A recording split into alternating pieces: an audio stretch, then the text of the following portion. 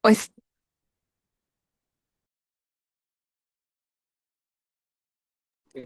está su micrófono apagado, no se escucha nada del expositor.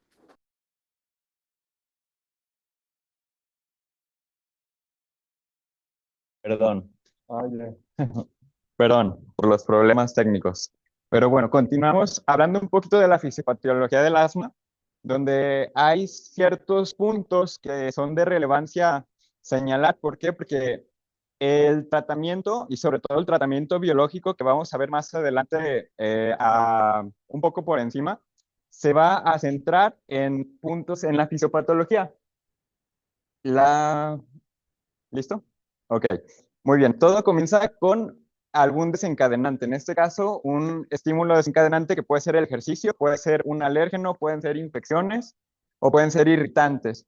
Este va a llegar al epitelio respiratorio, en donde va a activar a los alarminos, que van a ser citoquinas proinflamatorias, especialmente la TSLP, que es la linfopoyetina estromal-tímica, y la interleucina 33, que estas van a mandar señalizaciones para entrenar a linfocitos T a linfocitos TH2.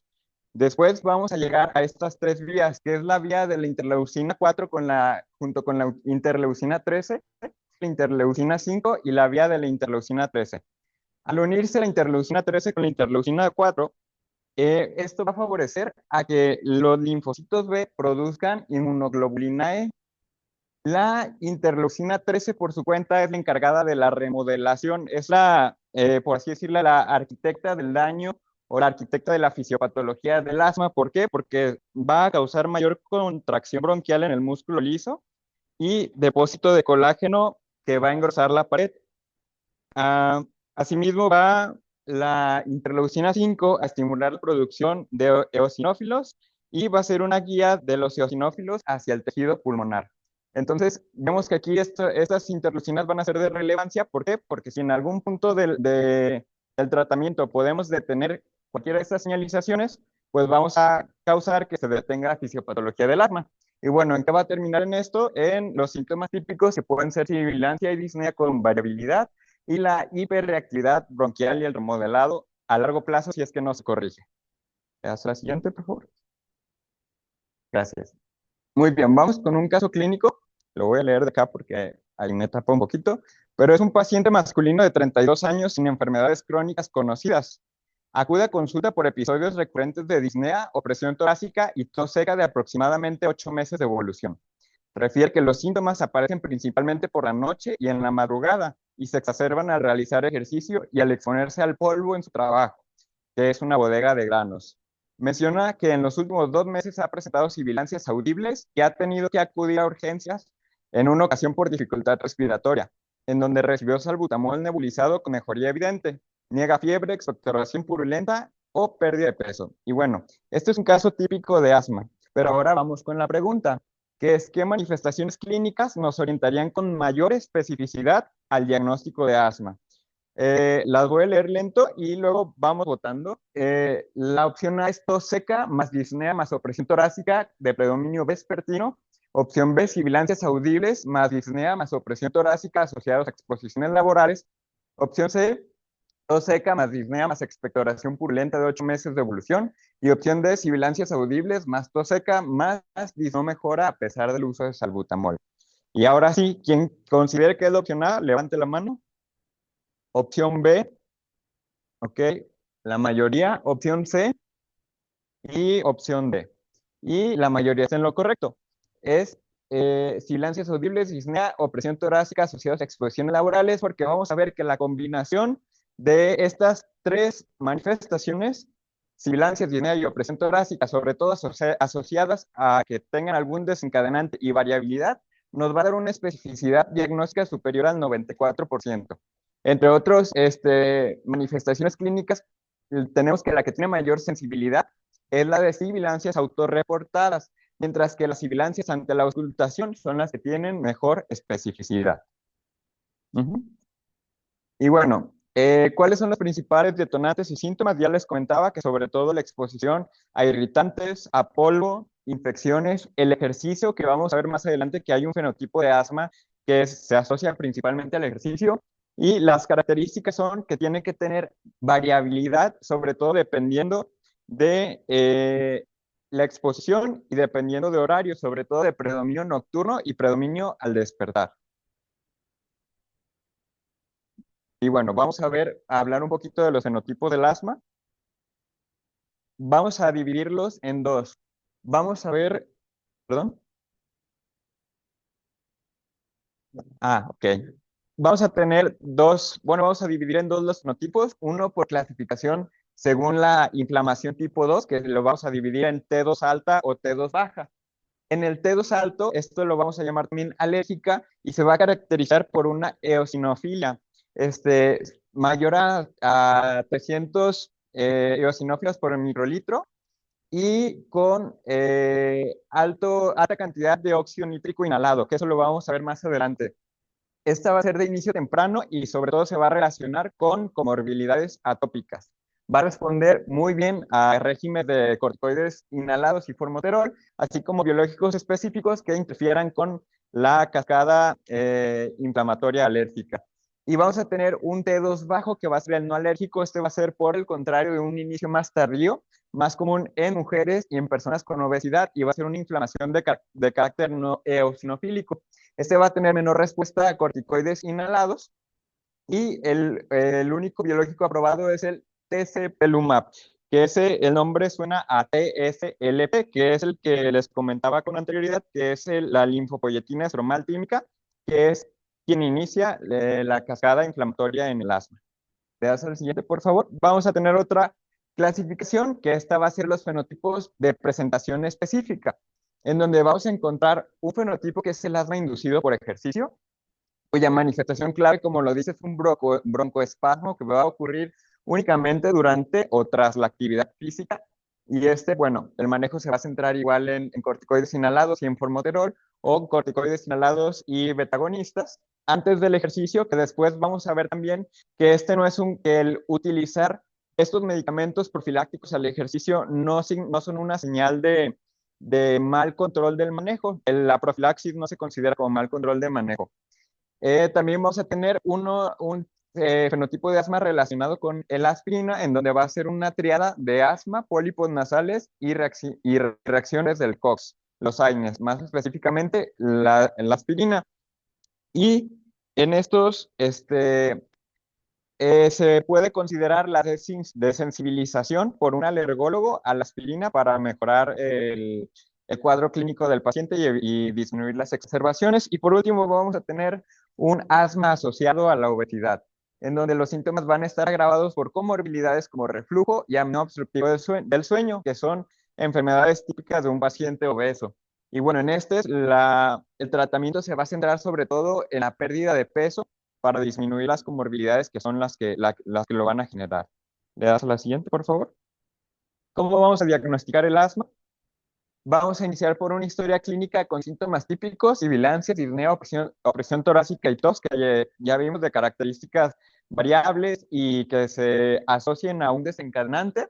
En caso de que no sean los síntomas típicos, podemos buscar diagnósticos alternativos como EPOC, enfermedad por reflujo gastroesofágico o falla cardíaca, que comparten algunos síntomas en común. En caso de que sí sean los síntomas típicos, necesitamos una demostración objetiva de la limitación variable del flujo aéreo, que en este caso el estándar de oro es la espirometría.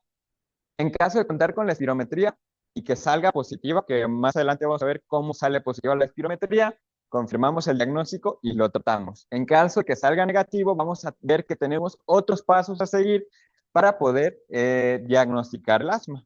Le das al siguiente, por favor.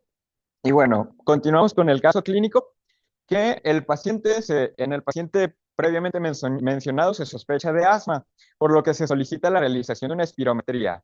Esta se va a realizar con 3 maniobras y a continuación se administra 400 microgramos de salbutamol acoplado a cámara espaciadora, es decir, correctamente realizada. Y se repite la espirometría a los 20 minutos, obteniendo los siguientes resultados y curvas de flujo-volumen. ¿Le das clic, Kevin? Gracias.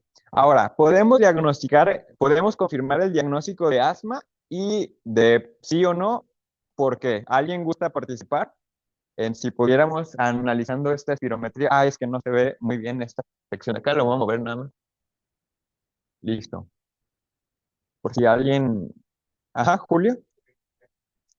Puedo explicar por qué antes de que se administró el beta 2 agonista, Ujú. en la relación PET1 FBC está menos de 70, que está en 68, y luego después de administrarse el medicamento sube a 73, o sea, hubo una mejoría. Que tengo entendido que tiene que ser, creo que del 10% este, este aumento Ujú. del, del, entonces, sí, Ah, ok. Bueno, Julio tiene toda la razón. Aquí vemos que inicialmente tiene una FERI menor a 70, que es el estándar, por así decirlo, aunque ayer nos comentaba nuestra compañera que también se puede utilizar el límite inferior de la normalidad, que sería lo más adecuado, y vemos que hay un aumento del 32% en este caso. También tiene que cumplir con la característica de aumentar por lo menos 200 mililitros para que se pueda considerar como positiva. Ahora sí le das a la que sigue, por favor. Y bueno, es lo que comentábamos con anterioridad. Este, vamos a tener que sea un coeficiente menor a 0.7 del FEP1 entre FBC o límite inferior a la normalidad. Yo tenía el dato de que el 12, aquí pues me faltó buscar la bibliografía en donde encontrar esa actualización de que es 10 y el cambio de 200 mililitros para poderla considerar como positiva. ¿Le das al siguiente, por favor? Y bueno, y si no tengo acceso a una espirometría, ¿puedo confirmar el asma? Siguiente. Vamos a hablar sobre la producción de óxido nítrico en el asma, que esta es otra fisiopatología importante, en donde el óxido nítrico, a final de cuentas, va a ser un biomarcador que va a resultar de la actividad, va a estar relacionado directamente con la actividad de la interleucina 13, que como vimos con anterioridad, esto tiene que ver con el asma alérgica sobre todo.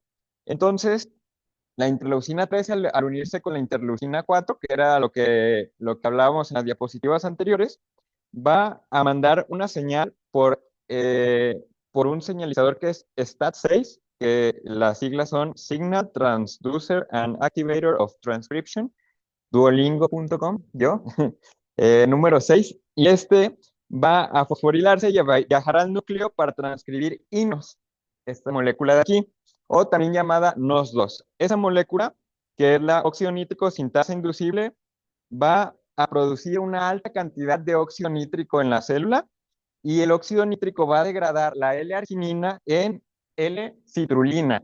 Y la degradación de la L-arginina en L-citrulina es lo que termina por producir el óxido nítrico en la célula.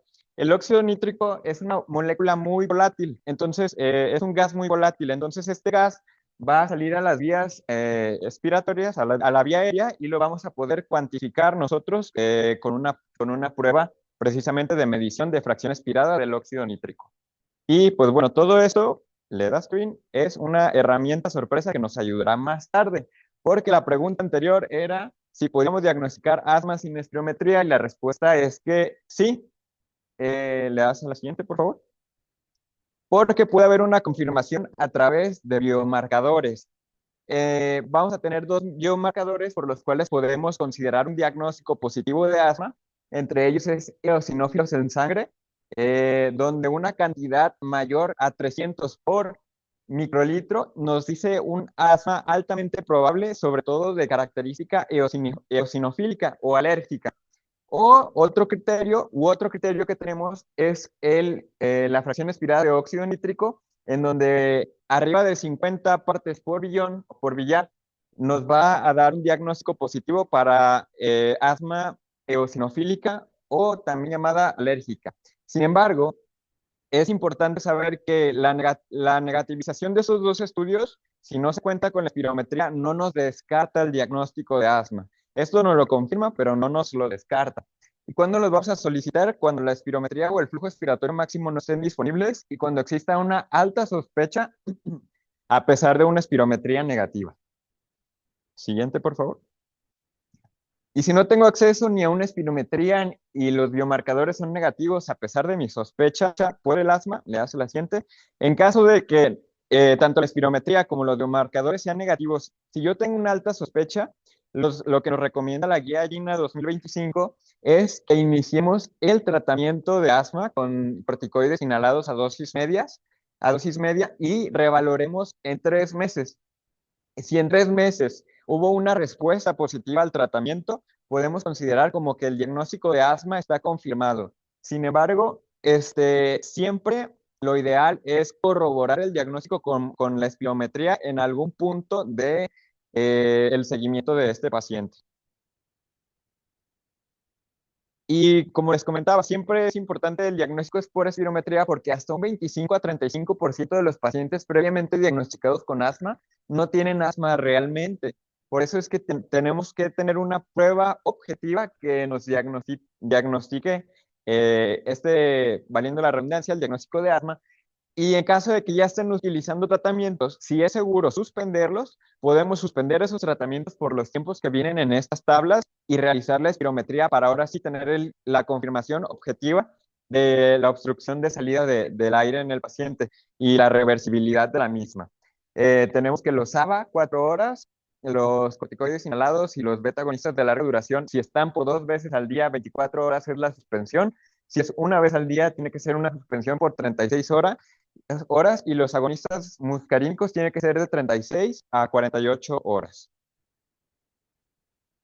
Y bueno, en pacientes que son usuarios de corticoides inhalados, lo que podemos hacer si tenemos un paciente que a pesar del tratamiento con los corticoides inhalados persiste con una función inferior al 70%, esto sobre todo es en pacientes a los que no sea seguro retirarles el tratamiento para hacerles una espirometría. Si persisten con una función inferior al 70%, se recomienda escalar el tratamiento. En caso de que el tratamiento mejore con la revaloración a los 3 meses, podemos confirmar el diagnóstico. Por el contrario, es un paciente usuario de corticoides inhalados que no tenga un diagnóstico objetivo de asma. Si se tiene una función pulmonar mayor al 70%, se recomienda desescalar el tratamiento y revalorar en 3 meses. Y de esa manera, si sigue saliendo positivo, repetimos el paso y desescalamos el tratamiento para ver si podemos destetar de los corticoides o confirmar en algún punto el diagnóstico. Siempre, claro, teniendo en cuenta que la espirometría sigue siendo el estándar de oro diagnóstico. ¿Le das a la siguiente, Kevin, por favor? Y bueno, ¿cómo vamos a evaluar el control de los síntomas? Esto lo vamos a dividir en, siguiente, en 2 partes. Una, esto se tiene que hacer siempre que se evalúe a un paciente ya en tratamiento con asma. Vamos a tener que evaluar el control de los síntomas por medio de esta tabla de aquí. Si en las últimas 4 semanas el paciente no ha presentado síntomas diurnos por más de 2 veces por semana, no ha presentado despertares nocturnos por asma y no ha tenido necesidad del uso de rescate con beta agonistas de acción cota más de 2 veces por semana y no tiene ninguna limitación en sus actividades físicas. Si cumple con esas 4 características, podemos considerar que es un paciente bien controlado respecto a los síntomas. Si cumple 1 o 2 de las anteriores, va a ser un paciente parcialmente controlado y de 3 a 4 de las anteriores es un paciente en descontrol. ¿Siente? Y también vamos a tener que evaluar los factores de riesgo de las exacerbaciones que los que tienen que ver con el tratamiento, sobre todo, es si ha tenido una exacerbación grave o si tiene buena adherencia al tratamiento y también si tiene una técnica correcta para utilizar los inhaladores, si utiliza los de rescate, el salbutamol de rescate, sobre todo calculado que a partir de 3 botes por año se considera un asma en riesgo de presentar más exacerbaciones y más hospitalizaciones. Y si tiene una función pulmonar menor al 60% de lo predicho, también se considera de relevancia, pues a considerar como un mal, como que no esté en control el paciente. Además, tenemos que ver los biomarcadores, de ser posible evaluarlos. Si el paciente sigue en exposiciones constantes, ya sea en su trabajo, o si fuma, o si tiene alguna exposición que le siga condicionando el descontrol del asma. Y pues comorbilidades con otros factores de riesgo, como son la rinosinusitis, la obesidad, el embarazo, el reflujo y alergia alimentaria, así como si ha tenido alguna vez alguna hospitalización grave que haya requerido intubación. Y bueno, pasamos ahora sí al tratamiento del asma. en donde vamos a continuar con el caso clínico, en donde una vez que al paciente le confirmamos el asma, lo interrogamos respecto a la frecuencia de sus síntomas. El paciente refiere tener síntomas diurnos aproximadamente una vez por semana. El paciente refiere aliviar estos síntomas con el uso de salbutamol, que fue una recomendación que siguió de un primo que padece de asma, y así es como se ha estado controlando. Ahora, la función del paciente está discretamente disminuida. ¿Le das a la siguiente, Kevin? Según las recomendaciones actuales de la GINA 2025, ¿qué ajustes haría el tratamiento en base a la situación actual del paciente? Recordemos que es un paciente que está teniendo exacerbaciones una vez nada más por semana y que está remitiendo con el uso de salbutamol, con una función pulmonar pues discretamente disminuida, no de tanta relevancia, no inferior al 60%. Entonces, ahora sí, tenemos las opciones. Opción A, continuar con salbutamol a requerimiento. Opción B, iniciar manejo con corticoides inhalados y formoterol a dosis bajas de mantenimiento y salbutamol de rescate. Opción C, iniciar manejo con corticoides inhalados, formoterol a dosis medias de mantenimiento sin terapia de rescate. Y opción D, iniciar manejo con corticoides inhalados, formoterol a dosis baja a requerimiento, es decir, únicamente como rescate. ¿Quién dice que es la opción A? Opción B, ok. Opción C, opción D, va. Muy bien, tenemos que la mayoría en la opción B y dos personas en la opción D. ¿Le das a la siguiente, Kevin, por favor? Pues siendo que la opción D es la correcta, esto vamos a ver que es una actualización de las guías más recientes del asma. ¿Le das a la siguiente, por favor?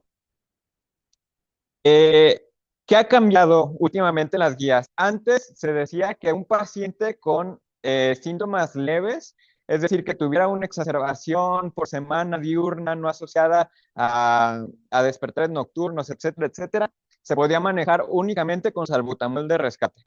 Sin embargo, se ha visto que este manejo condiciona a que los pacientes puedan tener más riesgo de exacerbaciones futuras.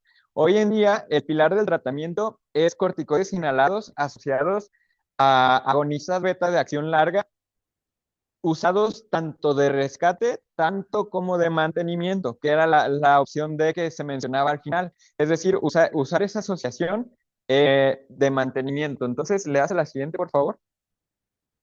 Vamos a tener que para el inicio del tratamiento, vamos a tener, según la guía GINA 2025, dos vías o dos tracks, en donde la preferida va a ser la vía 1, que si se fijan es lo que les acabo de comentar, corticoides inhalados con formoterol, y nada más va a cambiar la dosificación y su uso, si se usan de rescate o si se usan de mantenimiento. La vía 2 es un poco más compleja y ha tenido menores resultados, que ahorita vamos a ver a continuación, en donde además es más compleja para el paciente porque el paciente tiene que utilizar múltiples inhaladores, y es más compleja para nosotros porque tenemos que hacer la asociación dependiendo del nivel de control en el que se encuentra el paciente y el nivel de escala en el que va del tratamiento, según qué medicamento añadir o qué medicamento disminuir. Entonces es mucho más sencilla la vía 1. Si un paciente tiene síntomas poco frecuentes, es decir, una a dos veces por semana, vamos a iniciar con corticoides inhalados y formoterol a dosis bajas únicamente de rescate. Y vamos a ver que eso aplica para el paso 1 y 2. A partir del paso 3, esos mismos medicamentos, los corticoides inhalados y el formoterol, se siguen administrando, pero ahora como terapia por el acrónimo MART, que es la terapia de mantenimiento, en donde ya se va a tener que dejar este medicamento diariamente con cierta dosificación, y aparte ese mismo medicamento se puede utilizar como rescate cuando lo necesite el paciente. ¿Le das a la siguiente, por favor? Y pues bueno, este es el TAC 1, el que les comentaba, la vía 1, que es la recomendada, que es la de corticoides inhalados con formoterol, en donde en los pasos 1 y 2, en un paciente controlado, vamos a utilizar solo como terapia AIR. La terapia AIR es por las siglas que se refiere a que se utilizan nada más de rescate. Y cuando ya pasamos al paso 3, vamos a tener una terapia MART, que es la de mantenimiento con dosis bajas. En el paso 4 vamos a tenerlo con dosis medias, y en el paso 5 idealmente tenemos que agregar un LAMA, un agonista muscarínico y referir para estudio de fenotipo, pues con un especialista. Además, en este paso vamos a poder considerar las terapias biológicas, pero eso más adelante vamos a ver cuáles son los momentos puntuales en donde pueden entrar este tipo de terapias. Y bueno, el track 2 me faltó cambiarle el título, pero este es el track 2, que es el que no se recomienda tanto por la guía. Se puede aplicar, pero tiene más riesgo de exacerbaciones, en donde el rescate sí puede ser únicamente con salbutamol, idealmente con corticoides inhalados y salbutamol. Y bueno, el paso 1 solo es para alivio, en donde vamos a utilizar ya sea cualquiera de las dos de rescate. En el paso 2 vamos a utilizar mantenimiento con corticoides inhalados a dosis bajas. Todos estos pasos siempre teniendo en consideración el rescate, que idealmente sería corticoide inhalado, salbutamol o salbutamol. En el paso 3, perdón, paso 4, el mantenimiento con dosis media de corticoides inhalados. Y en el paso 5, al igual que en el track 1, vamos a agregar los LAMA y a referir a estudio a especialista para considerar también las terapias biológicas. Y bueno, ahora sí, ¿qué se ha visto respecto al track 1 contra el track 2 de diferencia? Ventajas, uno, lo que les comentaba, es una terapia unificada, es decir, es un solo inhalador para el paciente y un solo inhalador que va a utilizar tanto en la terapia de mantenimiento como en la de rescate, mientras que en el track 2 es una terapia separada, son múltiples inhaladores. Algo que me pareció interesante de la guía INA 2025 es que menciona que considera más bien también la contaminación al medio ambiente, que si usamos más inhaladores, obviamente estamos generando más desechos y pues es perjudicial para el medio ambiente. Y bueno, la prevención de exacerbaciones, se ha visto que hay una reducción de 64% en riesgo de exacerbaciones graves con el track 1 en comparación del track 2. Vamos a ver que hay una mejor adherencia al tratamiento porque menor cantidad de inhaladores que tenga que usar el paciente conllevan a un mejor apego al tratamiento. Vamos a ver que también es un manejo integrado que ya incluye el tratamiento para el asma T2 high, que es el asma alérgica, y tiene un menor costo de efectividad. Entonces, vemos que el track 1, siendo que los dos tracks son funcionales, es superior ante el track 2 en el tratamiento de las. Y bueno, ahora sí, aquí les puse otra vez el track 1, pero ahora con la dosificación. No me voy a detener en esta parte para agilizarlo, pero para que después lo puedan leer con más calma para determinar en qué momento y qué dosis se considera terapia AIR, es decir, de rescate, y en qué momento y en qué dosis se considera terapia MART o de mantenimiento. Y bueno, siempre hay que hacer una revaloración y reajuste del tratamiento en cada consulta, idealmente cada 1 a 3 meses al inicio, y ya que veamos si el paciente está controlado, podemos distanciar ese seguimiento hasta 2 meses. Y lo que comentábamos con anterioridad, el control de los síntomas y las estrategias más no farmacológicas, sobre todo evaluando los riesgos de exacerbación que pueda tener el paciente con comorbilidades y exposiciones. Y ahora sí, para finalizar, vamos a hablar nada más un poquito del asma grave. No me voy a meter en exacerbaciones porque eso es tema aparte de otro día, pero bueno, para considerar el asma grave, tiene que ser un asma que ya se encuentre en los pasos 4 o idealmente 5 de tratamiento, es decir, un asma que ya sea resistente, que ya estemos en el límite del tratamiento convencional de cualquiera de los dos tracks. También tiene que ser un asma que sea dependiente de corticoides sistémicos, que, que se utilicen por más de 3 días, más de 2 ciclos por más de 3 días al año, y un asma en donde persista la falta de control con las clasificaciones que hicimos previamente. También podemos utilizar estas escalas de control del asma. Le puedes dar un clic, Kevin, que es la ACT y la ACQ, que nos van a dar un puntaje en donde podemos evaluar también qué tan controlado está el paciente en base a lo que él reporta. Otro clic, por favor. Y bueno, no te apures. Bueno, también al menos una hospitalización o ingreso a unidad de cuidados intensivos o requerimiento de intubación en el paciente también se puede considerar un asma grave. Y una FEBI postbroncodilatador por debajo del 80% también se clasifica como un asma grave. Ahora sí.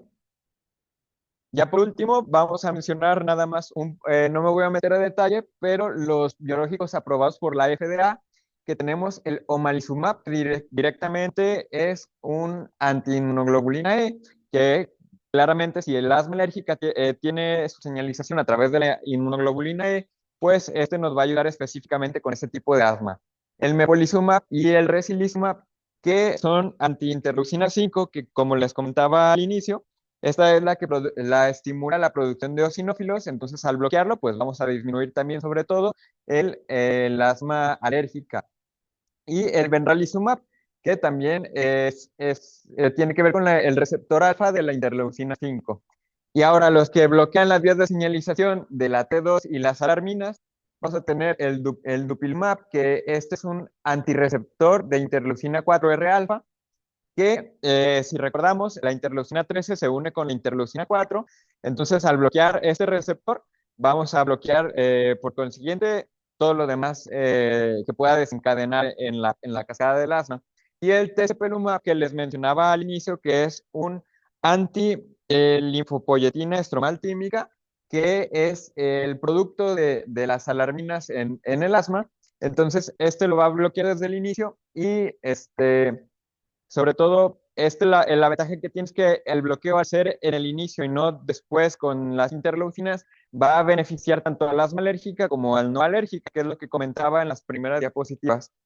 Y bueno, aquí un resumen es que el omalizumab es sobre todo para el asma alérgica, el anti-IL-5 y el anti-IL-5, el receptor de IL-5, que son estos dos, el mepolizumab, el resolizumab y el benralizumab, van a ayudar con el asma eosinofílica, y el dupilumab vamos a ver que ayuda sobre todo para la inflamación tipo 2.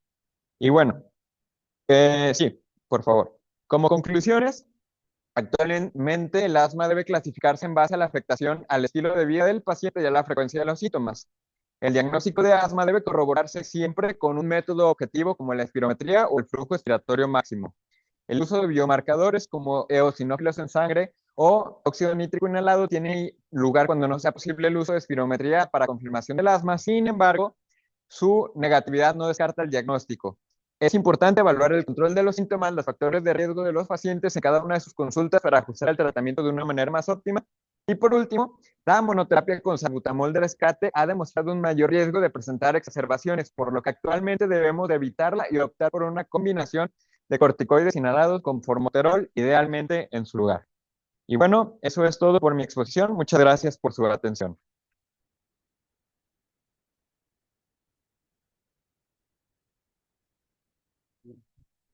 Ay, gracias. Gracias, doctor.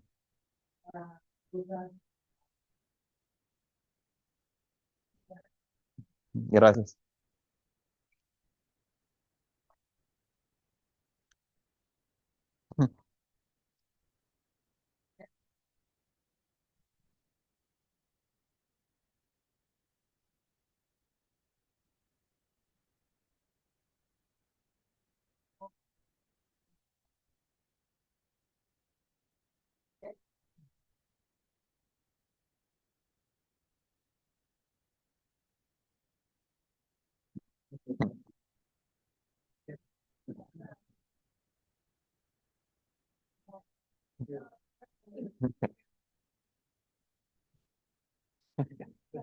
Por eso acabé rápido.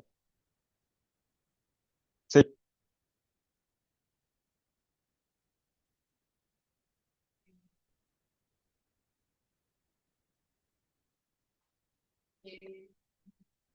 ok.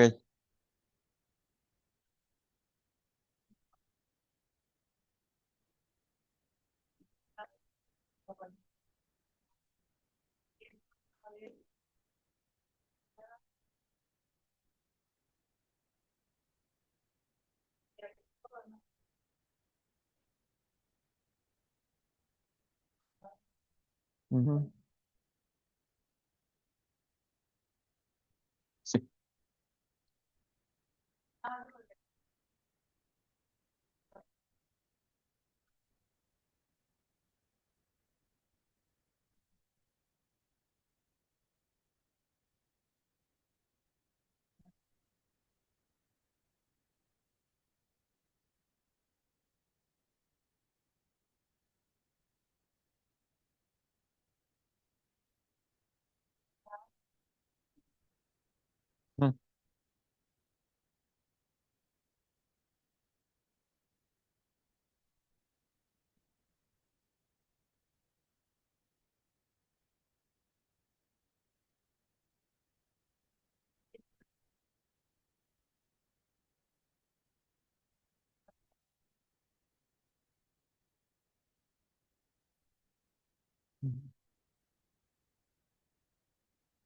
Gracias.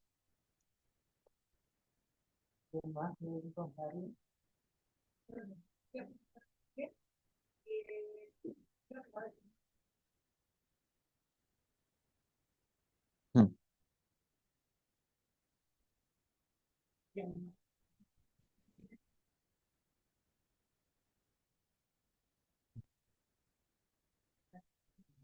Ah, ya voy a parar esto. Perdón. Oye, bueno, capaz que, ¿no?